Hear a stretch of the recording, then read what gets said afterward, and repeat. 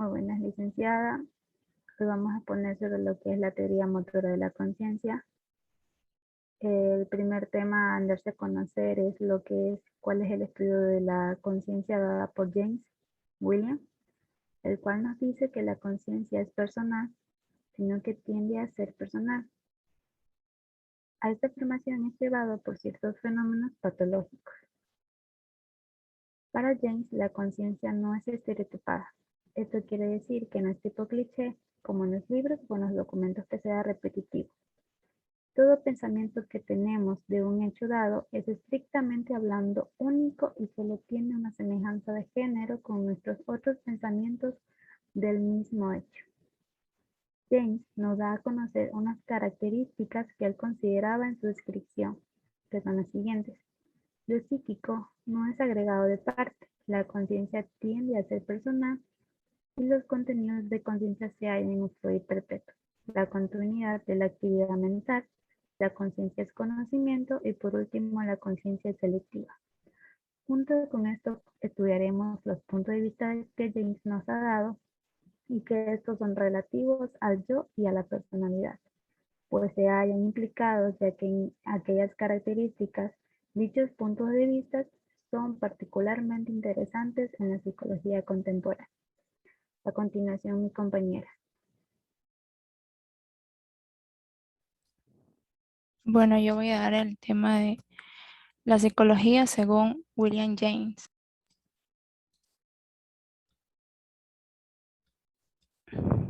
James define a la psicología como la ciencia de la vida mental, tanto en sus fenómenos como en sus condiciones, donde los fenómenos son la experiencia consciente y las condiciones, el cerebro.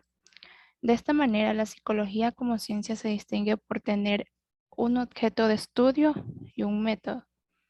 Por otra parte, James se preocupa de analizar la conciencia humana, no por aquello que puede esconder, sino por su modo de actuar.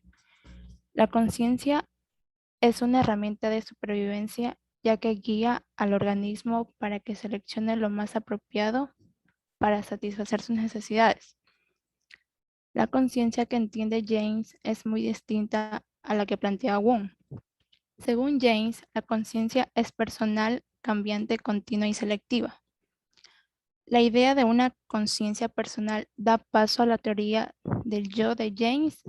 Esta teoría se distingue en el yo empírico, un yo material, un yo social y un yo espiritual. James también se ocupa del instinto, entiéndolo como una facultad de actuar de manera determinada, con un fin concreto, pero sin conocer dicho fin durante la ejecución de la acción. Gracias. A continuación, mi compañera.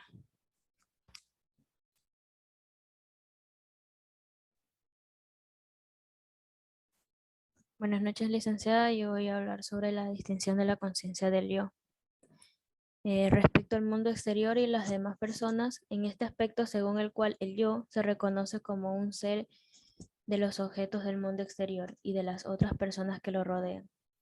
También en la conciencia fenomenal es la prioridad que posee los estados, eventos y procesos mentales, en el cual hay algo como para que el sujeto que las posee experimentarlos y de unos estados como algo parecido al olor del café recién hecho. Eso es tener una experiencia de oler el café, es un estado de conciencia extraordinario. Por lo general, lo que parece una experiencia consciente se refiere a la naturaleza fenomenal de las experiencias. Las teorías de la conciencia intentan explicar esta característica fenomenal. El principal argumento contra el dualismo es el argumento de la casualidad. Es probable que el dualismo implique que los estados conscientes no tienen derecho a influir en el dominio de la materia. A continuación, mi compañera. Bueno, buenas noches, Miss. Voy a hablar, mi tema es la contribución de la psicología al estudio de la conciencia. En la década de 1920, William James, el padre de psicología en Norteamérica, abordó el estudio de la conciencia con un enfoque naturalista. describió magistralmente sus propiedades y propuso que la conciencia no es una cosa, sino un proceso, y metafóricamente lo comparó como la corriente de un río, y lo llamó la corriente de la conciencia. Las observaciones y los conceptos de James acerca de la conciencia conservan intereses para los teóricos y los investigadores experimentales.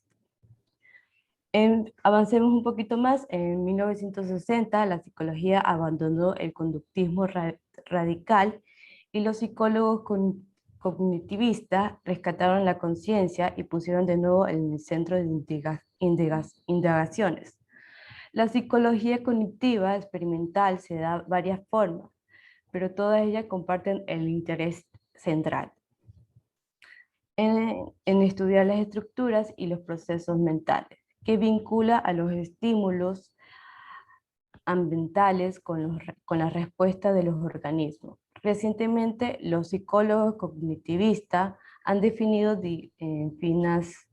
finamente en sus conceptos. Se han unido con colegas del campo de neurobiología, la computación y la lingüística y construyen paso a paso una ciencia de la mente. Uno de los productos más saludables de esta corriente ha sido el despertar de los intereses de la conciencia en distintos campos del conocimiento. Conviene destacar que las investigaciones han enfocado también en los procesos inconscientes, sin entrar en lleno en el tema, dado que el carácter introductorio de esta presentación, diremos que como el teatro, los eventos fenomenológicos ocupan el escenario. Pero tras de la cortina ocurren complejas actividades en este caso, que son neurales, que son subyacentes a los experimentos conscientes, que no se reportan en la conciencia. Desde el punto de vista cognitivista se ha propuesto un modelo psicológico en la que la conciencia, en vista del producto final de la interacción de una representación mental del yo que resiste de la memoria de trabajo, e interactúa con procesos conceptuales de memoria y pensamiento.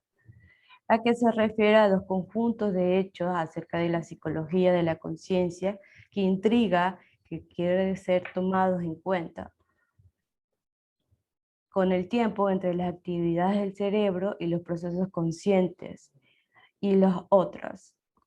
Son las observaciones en personas cuyos hemisferios cerebrales han sido separados quirúrgicamente, experimentando un clásico al descubierto discosocial en el tiempo que del cerebro fenómenos conscientes. Y también uno de los conjuntos de hechos que han tenido resonancia en el estudio de la psicología de la conciencia son los cambios que se han sujetos a los humanos a quienes secciona quirúrgicamente las comisuras que conectan entre sí ambos hemisferios, con el propósito de interrumpir crisis epilépticas. Bueno, Licen, ¿qué tal? Yo voy a dar el tema sobre las emociones según la teoría de James. Bueno, esta teoría establece como respuesta a las experiencias y estímulos. El sistema nervioso autónomo crea respuestas fisiológicas, quiere decir que tienen tensión muscular, lagrimeo y aceleración cardiorrespiratoria, a partir de las cuales se crean las emociones. James incluso llegó a afirmar que los cambios vasomotores eran las emociones. Esta teoría se suponía a la idea proveniente del sentido común, en donde la percepción conlleva una emoción y ésta provocaba una reacción fisiológica. James proponía un modelo en el que la reacción fisiológica ante el estímulo era la que provocaba la emoción. Un ejemplo clásico de él fue el